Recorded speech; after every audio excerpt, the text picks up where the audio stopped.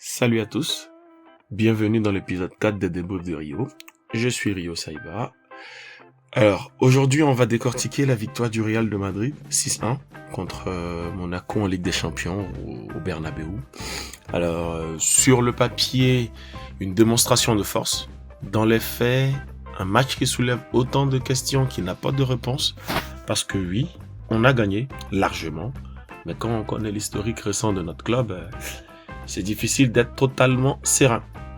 Du coup, on va parler tactique, performance individuelle et surtout, je vous donnerai un peu mon avis de ce qui s'est réellement passé pour que ces mêmes joueurs qui ont été quand même des fainéants sous Xabi Alonso se réveillent soudainement. On verra bien. Allez, c'est parti.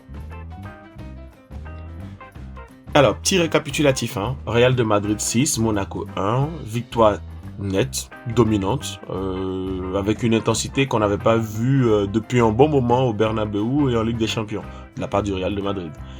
Le Real a mis le rythme d'entrée. Monaco n'a jamais vraiment hésité offensivement, à part quelques éclairs. Mbappé, Vini, Bellingham, les stars ont répondu présentes.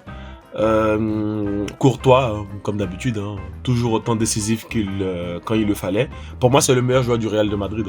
Courtois, c'est notre meilleur joueur. Il n'y a rien à dire. Bref, sur le papier, tout ce qu'on demande à cette équipe a été fait. Mais voilà, le football, c'est pas que le résultat. Attention. Et quand on regarde de plus près, il y a quand même des choses à dire.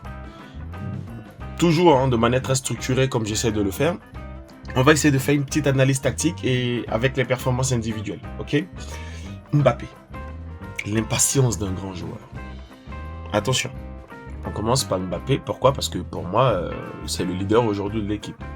Franchement, il n'y a rien à dire sur le fond. Il a été tranchant, décisif. Mais personnellement, j'ai remarqué une chose, il est impatient. Il ne sait pas attendre la balle. On le sent qu'il veut marquer, on le sent qu'il veut peut-être briller un peu trop. C'est compréhensible, vu le contexte et la pression, mais parfois ça le rend un peu prévisible. Vous voyez ce que je veux dire ? Et techniquement et physiquement, il est là. Donc, il n'y a pas de souci. Par contre, son impatience, parfois, je l'ai vu dans les dédoublements se retrouver à droite, attendre à ce qu'on fasse le renversement, ça n'a pas été fait. Et on a vraiment senti qu'il était dépité, si j'emploie le bon terme. Et c'est un peu à la Cristiano Ronaldo, vous voyez, qui était un peu impatient. Je ne suis pas forcément à l'aise avec ça. Mais, au final, il fait son job. Il répond présent là où beaucoup de personnes n'ont pas pu répondre présent. Donc, à part l'impatience de ce grand joueur, franchement, j'ai rien à dire. Et je vois Team Vini, Team Mbappé. Écoutez, moi, j'essaye d'être le plus objectif possible. Mbappé, comme j'ai dit, c'est une âme redoutable qu'il faut qu'on sache utiliser. Il a ses défauts, il a ses tares. C'est pas un œuf de formation, mais attention, il est redoutable. Si on sait jouer avec lui, ça va le faire. Vinicius. Je dirais, on a eu une vista retrouvée. J'ai vraiment aimé ce que j'ai vu là face à Monaco. Ses déplacements, sa vista, ses passes. Il a joué simple, intelligent et généreux. Et si vous vous souvenez, au précédent épisode, c'est ce que j'ai dit. Si Vinicius, il joue simple, intelligent et généreux, il va marquer. Et vous avez vu, il a marqué 2 passes D, je dirais même 3 passes D, au vu de l'autogol de Tinkerer, si je me trompe pas sur le prénom, parce que Tinkerer, non, c'est pas ça. Tinkerer, c'est plus quand je jouais à Spider-Man, je sais qu'il y a un méchant qui s'appelle Tinkerer là-dedans. Anyway, bref, Vinicius, franchement, il n'a pas cherché à forcer cette fois-ci. Il a fait circuler, il a créé des espaces. C'est ce Vini-là que j'aime voir. C'est celui qui élève le collectif, pas juste qui fait des dribbles pour Instagram, pour les réseaux. Vini, il est bon. Il est extrêmement bon. S'il se concentre à être efficace, ça va le faire. Franchement, dans ce match, j'ai aimé. J'ai aimé Vinicius. Il y avait quelques ratés. Je dirais qu'il a un peu plus dédoublé avec son latéral. Et ça, il le fait pas souvent. Alors que le latéral peut venir justement apporter des solutions en phase offensive et attendre aussi de Vinicius d'apporter des solutions en phase défensive. Donc, franchement, pas grand chose à dire. C'est bien qu'il continue dans cette lancée. C'est de ce Vini là-dedans on a besoin. Ensuite, on a qui? Bah, on a Bellingham. Bellingham, moi, je vous dis, c'est le talent et le tourisme. Bellingham, c'est pas mal dans l'ensemble. bonne présence dans l'impact, de l'intensité. Mais bon sang, c'est quoi cette affaire de se promener dans la surface adverse? On le voit flâner, attendre le ballon dans la surface adverse. Mais, sur ce match, ça crée un déséquilibre, ce qui a fait que les appels de balles en dehors de la surface de Mbappé, si vous voyez, hein, je pense que c'est sur le deuxième sur le premier but, sur l'un des buts de Mbappé, on voit bien Bellingham se promener quelque part à droite là-bas dans la surface de réparation et Mbappé qui commence son appel de balle à l'entrée de la surface de réparation. C'est bien. Bellingham est extrêmement bon. Il a une vista, il a une vision du jeu, il met de l'intensité. Mais je trouve qu'il fait un peu trop d'autorisme au détriment du milieu. Il est avant tout milieu. Et j'ai pas l'impression qu'il comprend qu'il ne peut pas délaisser le milieu juste parce qu'il a envie de se projeter. Il se projette si et seulement si le milieu il est géré. Et pour moi, Bellingham, son rôle, c'est de créer des appels, de faire du pressing, de provoquer. Le talent, il est là. L'intensité, elle est là, elle est constante. Mais je trouve qu'il se projette un peu trop dans la surface de réparation. Après, vous me direz, notre neuf, il se projette pas assez. Donc peut-être que ceci pourrait expliquer cela. On verra bien ce que ça donnera. Toujours dans le milieu, on a, selon moi, l'avenir du milieu madridiste. Je sais pas ce que vous en pensez. Arda Güler. Je sais pas si on dit Güler ou Güler. Franchement, désolé si je prononce mal. Pour moi, c'est simple. C'est vraiment l'avenir du milieu du Real. Ce gamin-là, il a une vision du jeu, une technicité, mais une intelligence tactique qui me rappelle les grands numéros 10 en fait. Et franchement, il peut être un bon meneur. Pour moi, il a besoin de temps de jeu, de confiance, de prendre un peu plus de physique parce que, vous voyez, dans le contact, c'est facile de le bousculer et surtout d'apprendre à mieux jouer sans ballon. Mais il s'est très bien servi ses offensifs. Franchement, il sait très bien Mbappé.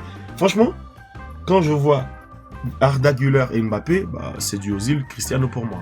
Après, je pense que tout le monde le voit aussi. Mais ça surveille de très près. Un peu plus de temps de jeu.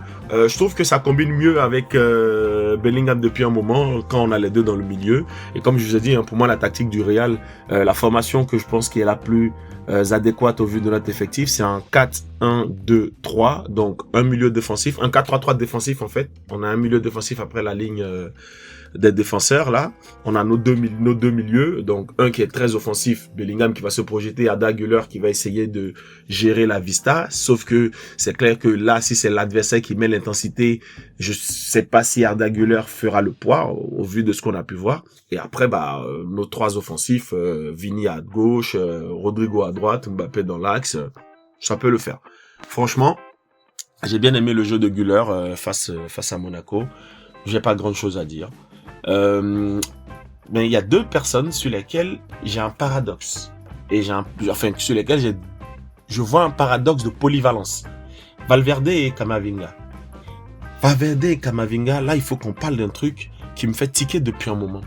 Ces deux-là, ils se plaignent régulièrement de ne pas être mis milieu de terrain qui est leur poste de formation, leur poste préféré. Et je comprends tout à fait. Je suis pas là pour dire que les frustrations sont injustifiées. Mais la réalité du terrain sur les derniers matchs, elle est implacable. Ils sont faibles dans le milieu. Quand ils jouent au centre, ils manquent d'impact. La justesse technique, la vista, elle n'est pas là. Par contre, les postes qu'ils refusent, c'est-à-dire arrière gauche pour Camavinga et arrière droit pour Valverde, ce sont sur ces postes-là actuellement qui sont les plus cohérents et efficaces. Camavinga, c'est 44 passes réussies sur 46 dans le match face à Monaco. C'est incroyable. Valverde, c'est de l'apport soutien sur l'aile droite en permanence. C'est-à-dire, Valverde, il a un jeu. Je me suis dit, mais si Cavaral part à la retraite, on a Valverde et Trendanol à droite, ça peut le faire. Mais ils ne veulent pas jouer à ces postes-là. Pourtant, contre Monaco, encore une fois de plus, ils ont été solides sur ces positions.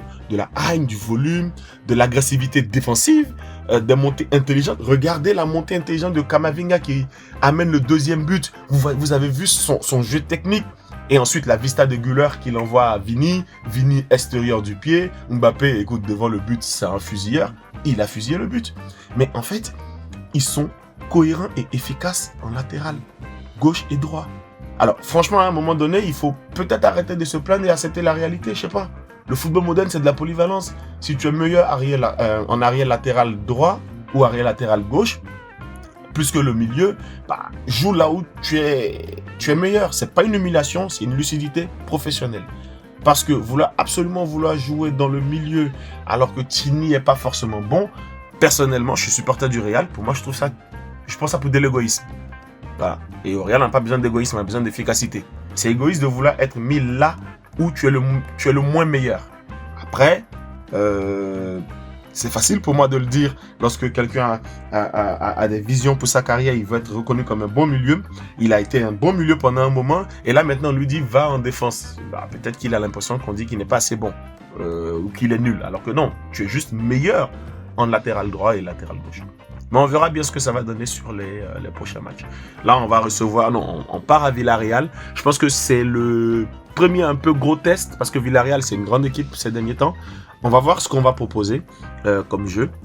Je suis impatient de découvrir la tactique et la compo du Real de Madrid face à l'équipe de Villarreal, qui est pas une équipe qui défend. Donc normalement, une équipe qui défend pas beaucoup face au Real de Madrid, le jeu est ouvert et je pense que ça peut le faire. Voilà. Aujourd'hui, moi, les tares du Real, c'est lorsqu'une équipe est solide défensivement, on ne s'est pas fait grand chose. Toujours dans l'analyse, hein, on a Courtois. Bah, comme j'ai dit, hein, pour moi, Courtois, c'est le meilleur joueur. C'est le meilleur joueur du Real, encore une fois. Comme d'habitude, arrêt décisif, présence, sérénité. Et c'est ce qui est très paradoxal. On gagne 6-1, mais on dit quand même que Courtois a beaucoup bien joué. Ce qui veut dire que malgré nos 6-1, Monaco s'est quand même créé quelques petites occasions. Après... c'était des petites occasions, mais Courtois, il était là. Voilà. On aurait pu prendre 2 ou 3 buts facilement hein, sans Courtois. Voilà. Mais c'est notre rempart, notre assurance vie. Respect à Courtois, franchement, rien à dire. Si on avait Courtois dans les buts de la Côte d'Ivoire, on serait champion encore cette année. Le dernier, ce qui je voudrais qu'on parle, c'est Haysen. Je le trouve pas à niveau. Je ne l'ai pas trouvé en maîtrise. Mauvaise couverture défensive. J'ai l'impression qu'il met un peu trop les mains pour pousser l'adversaire. Il attrape trop facilement. Manque de placement. À ce niveau de la compétition, ça peut payer cash. Et il doit franchement monter en niveau rapidement ou il risque de devenir un problème. Et pire, sur les coups de pied arrêtés, j'ai pas l'impression que sa taille est un atout. J'ai l'impression qu'il est tellement convaincu d'être assez grand qu'il n'a pas la justesse et l'intelligence qu'il faut pour sauter comme il faut et récupérer la balle. Mais rien n'est gâché. Hein. Pour moi, il a de l'avenir, il a du potentiel, mais je sais pas qu'est-ce qui s'est passé ces derniers temps. Je le trouve pas au niveau, mais on verra bien ce que ça va donner. Parce qu'on le voit, hein, quand il joue avec l'Espagne, c'est autre chose. Et après, j'ai envie de vous dire, c'est normal, vous avez vu le milieu de l'Espagne. Quand tu sais que ton milieu il est serein, tu as moins de pression, bah tu fais sortir ton génie. Il y a ça aussi qui rentre en ligne de mise. C'est pour ça que je dis c'est une question d'équipe. On peut critiquer les joueurs, mais c'est vraiment une question d'équipe. Si moi je suis dans une équipe et que je sais que mes 10 coéquipiers sont sereins, ça me sérénise, même si je ne suis pas expérimenté. C'est toujours comme ça. Maintenant, la vraie question, c'est qu'est-ce qui s'est passé sous Xabi? Pour moi, ce que le Real a proposé aujourd'hui, c'est exactement ce que Xabi Alonso demandait et c'est ce qui s'est passé face à Bilbao. Hein. Intensité, discipline, automatisme. Vini, Valverde, Bellingham, ces joueurs-là, les principaux antagonistes sous Xabi, apparemment, ils ont joué avec une hargne qu'on n'avait pas vue depuis longtemps, enfin depuis un bon bout de temps. Exactement face comme à Bilbao, comme j'ai dit.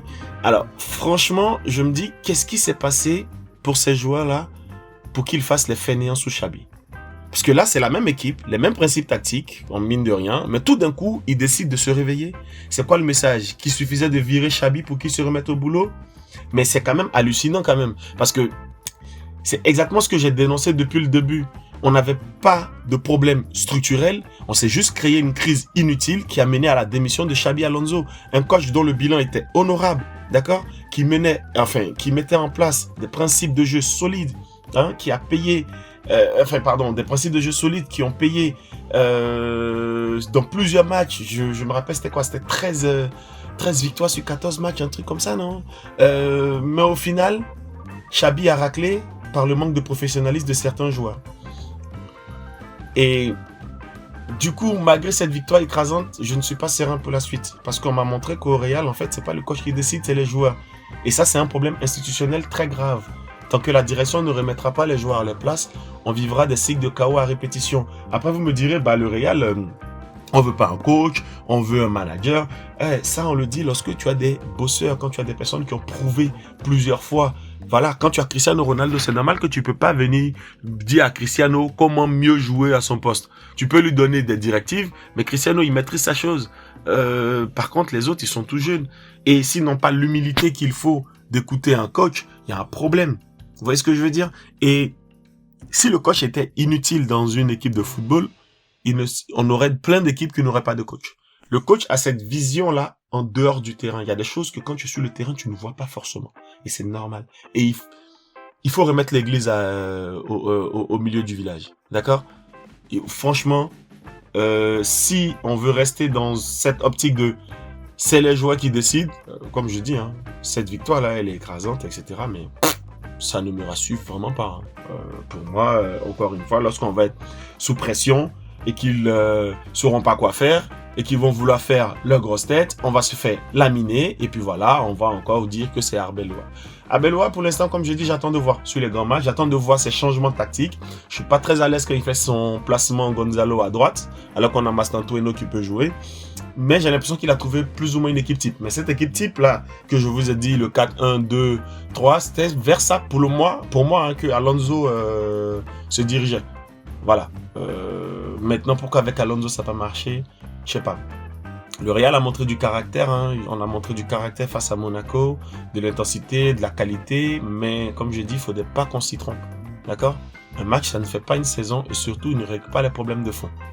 La suite, on verra. On verra si cette hargne-là, cette discipline va tenir la durée. Parce que c'est facile de se réveiller contre Monaco après un scandale. La vraie question, c'est est-ce que ça va durer? Moi, perso, j'attends de voir. En attendant, merci d'avoir écouté. N'hésitez pas à me dire ce que vous en pensez sur les réseaux. Et on se retrouve très bientôt pour la suite. Allez, Adram Alam. Voilà, ça c'est l'émotion. À la Madrid et surtout avec vigilance. Hein.